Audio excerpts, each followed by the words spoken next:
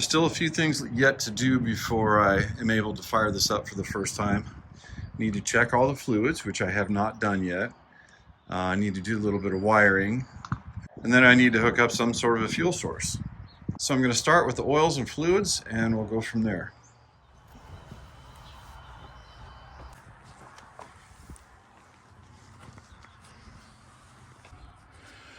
Okay, I found a dirty spot on this tractor.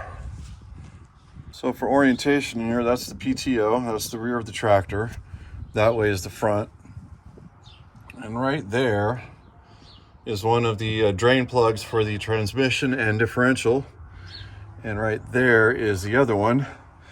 I think there might be a third one on here, but I gotta get these cleaned off and I'll get them cracked open and see what, if anything, comes out.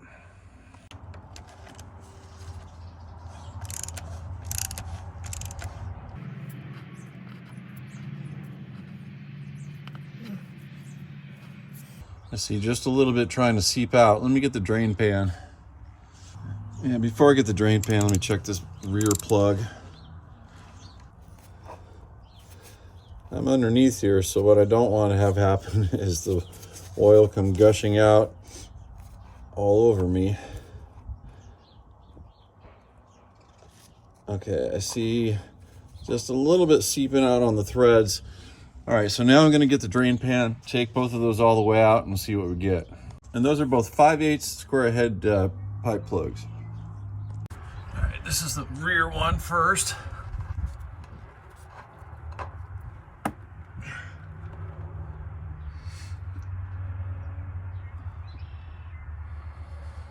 That oil looks pretty good to me. So I'm gonna try to put this right back in. The fuel plugs for the transmission and differential are along the left side of the tractor. There's one right down there, and then there's a slightly larger one right there. That's where you add the oil to the trans and the differential. I don't have a pipe plug that'll fit this one, so I'm going to try to get a crescent wrench on there and twist it.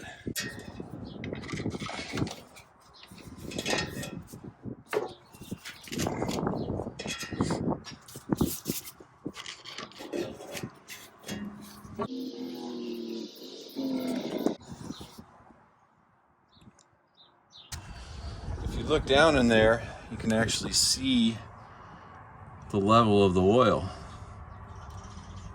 You see there's quite a bit left. This is supposed to take 17 quarts, which is 4 gallons and 1 quart. I only took about 2 gallons out, so we're going to put 2 gallons back in and recheck the level. And then I'm also going to check this front plug up here. Okay, here's the front plug removed, and you can see this one is pretty much full.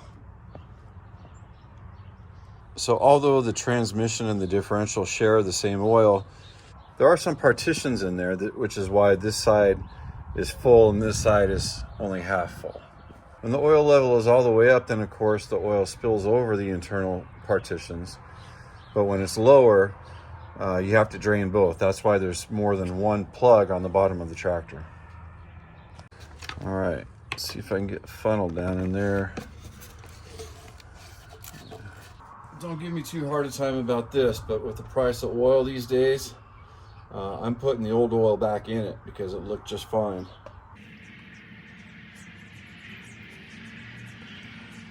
I went to Tractor Supply yesterday to get some gear oil for the final drives.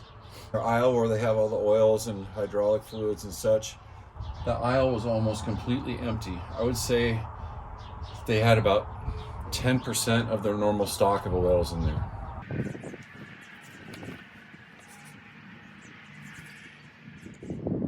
All right, that one's full again. This front one is also full. So I'm going to put the plugs back in and then move on to the final drives. In case you're wondering why I didn't just check the oil level in these plugs before I drained it out of the bottom of the tractor, well, the biggest reason was I could have sworn the previous owner told me there was no oil in it. So I didn't expect any oil to come out. That was a surprise to me, but there was no harm done. And in fact, I learned just a little bit more about the tractor. I was able to see the quality of the oil and verified that the oil is in fact full.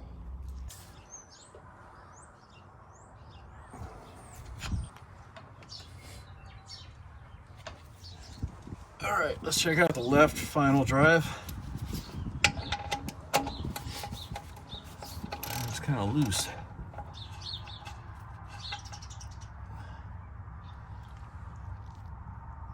And I'll use the old redneck dipstick here to see if there's any oil in there.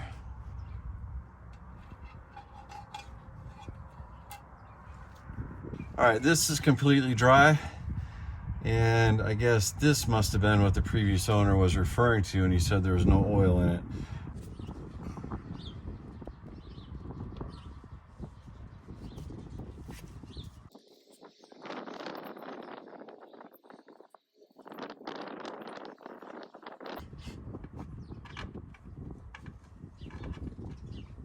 The best way to do it is just to fill them up to the bottom of this hole right here.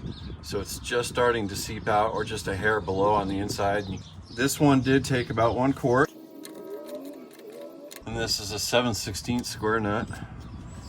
So I'll go ahead and get the other side done, and then we'll move on to the hydraulic fluid. All right, that side is done. It also took about 1 quart. This is the hydraulic oil dipstick, and it's just about bone dry. The hydraulic system is supposed to take about 6 quarts, and you fill it right there. I'm only going to fill the system maybe 3/4 of the way up, because you're supposed to have the rams extended in the back when you have it completely full. And I don't have the rams extended yet, so we're just going to go maybe 1/2 or 3/4 to start with.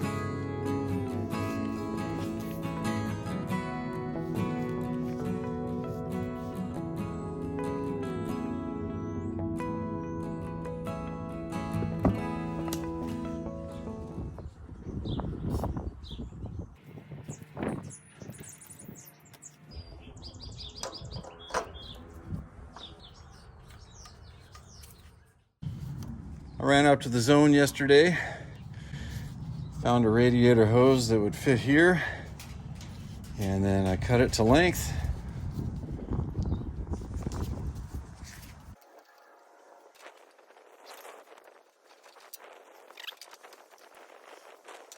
The bolts that hold the radiator assembly to the frame rails down here, the ones underneath, they're in there, but they're not tight.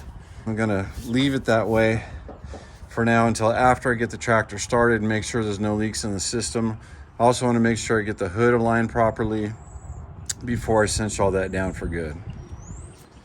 All right, here's the crankcase oil.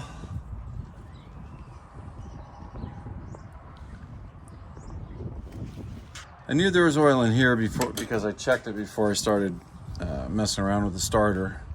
Looks like it's maybe a quart low or so. So I'm not going to add any oil to it right now because my plan is to change the engine oil and the filter after I get the tractor running anyway. I've got the battery box mounted, those two up front and those two in the rear. It's nice and secure. This is where the instrument panel housing goes. Now I'm going to set the gas tank on there.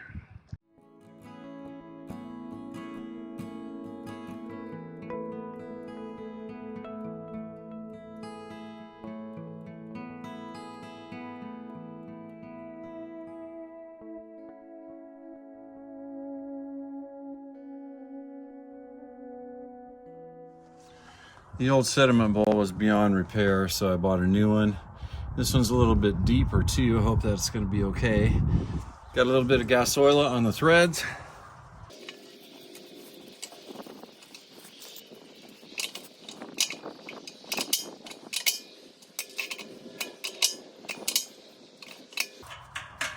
That looks good. Just need to put a fitting over here and run the fuel line. I think is get this 2-point hitch installed so I can get the rams attached to it.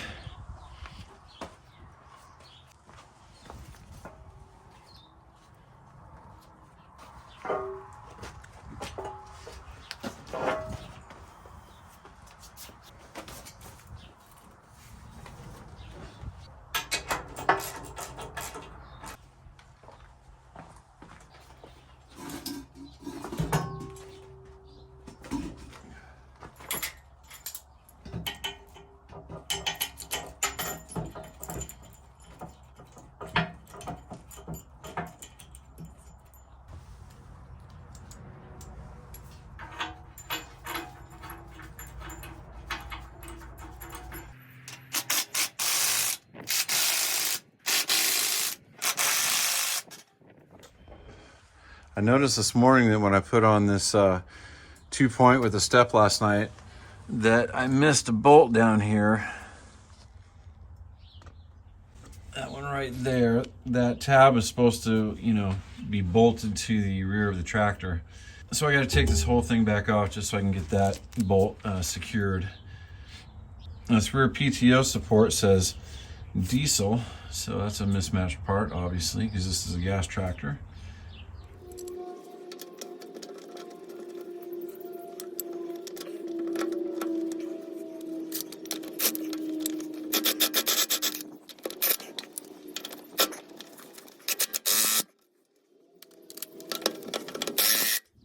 All right, for now I'm just going to put 2 gallons of water in here, distilled water, to check for leaks. See if I see anything immediate, and then if not, I'll let it sit overnight, just to be sure.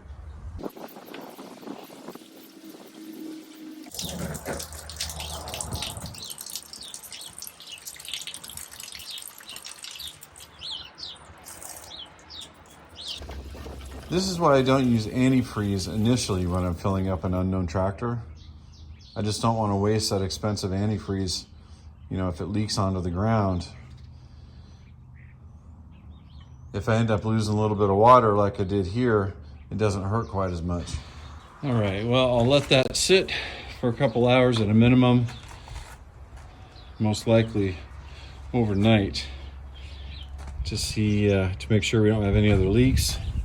The only leak I saw when I was filling it was a drip right there below the coupling of the thermostat housing. So unfortunately, I'm going to have to take that back apart, reseal it, and put it back together. I found these clevis pins at the hardware store. I think they were 3 inches long, which is way more than you need. And in fact, they wouldn't fit because they would hit the tractor housing. So I cut them down to 2 inches, which seems to be a perfect length. 5/8 diameter by 2. And I think I'll use a couple of these pins.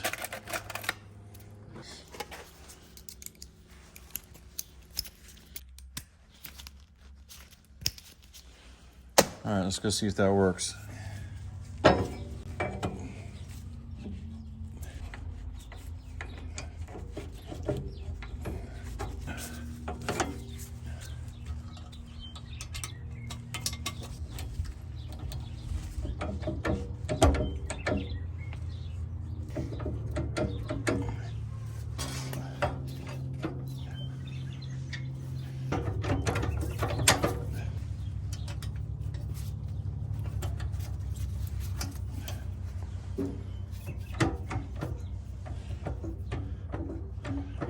So I think I'm going to hit these rams with some Scotch-Brite and some oil just to get the dust and the external, corrosion, whatever happens to be on there, off. So hopefully they won't rip up the seals inside if the seals are in fact still good.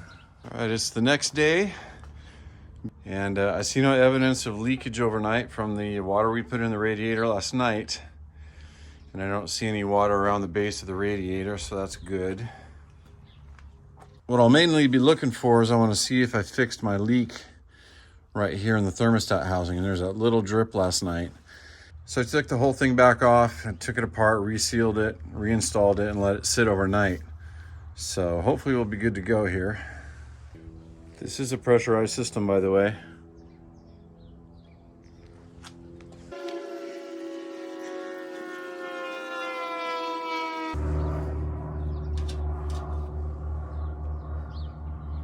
Dry so far.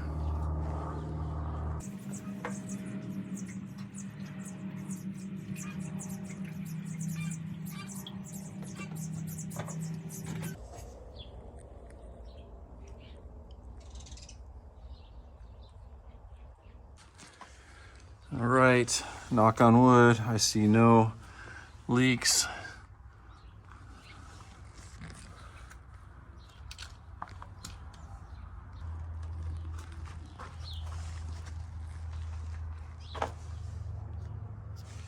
Now I'm going to go around the entire tractor, see how many zerk fittings I can find.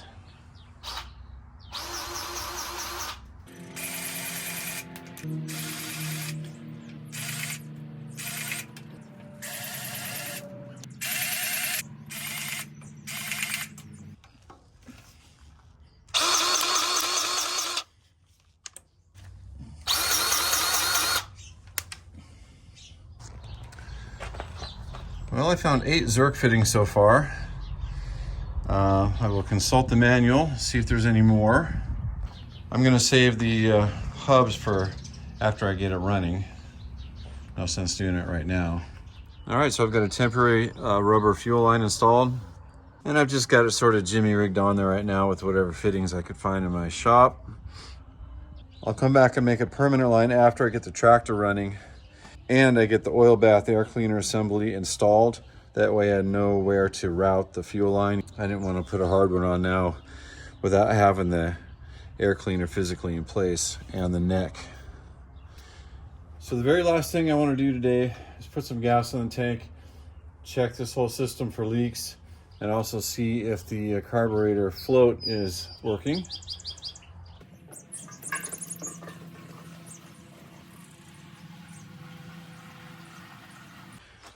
I think that was about 1.5 gallons.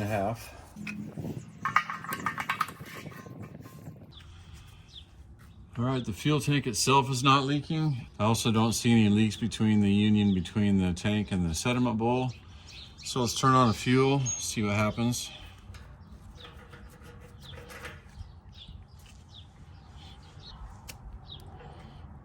Uh-oh.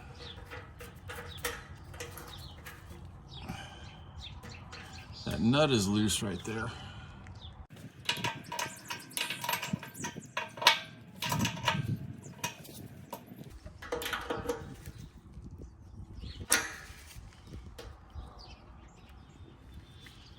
All right, that's fixed. Now we've got some seepage coming down the outside of the bowl, so we'll turn the fuel off. All right, so the first thing I'm going to do is just try to tighten up the nut on the bottom a little bit. Let's turn the fuel on so we can see what's happening. Just a bit.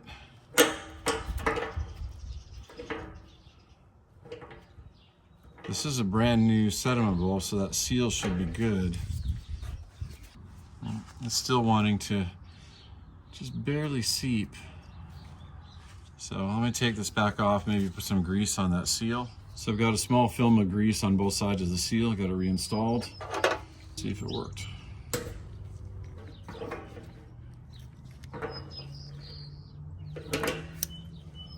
All right, I finally got that sealed up.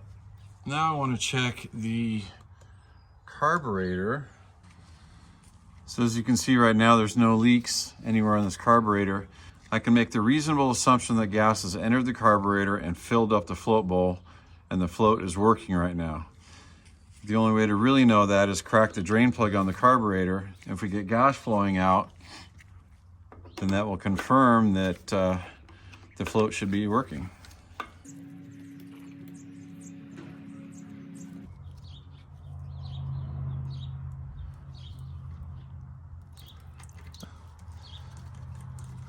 Good.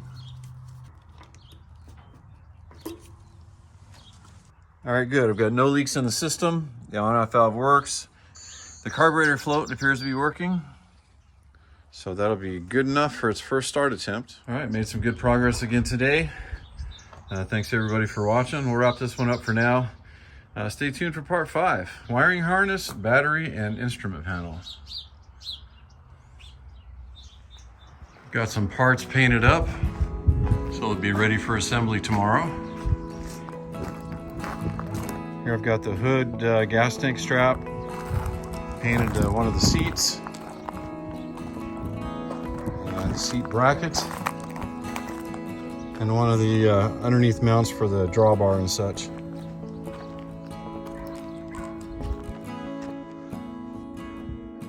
So I'll let these dry overnight, and they should be ready for assembly in the morning.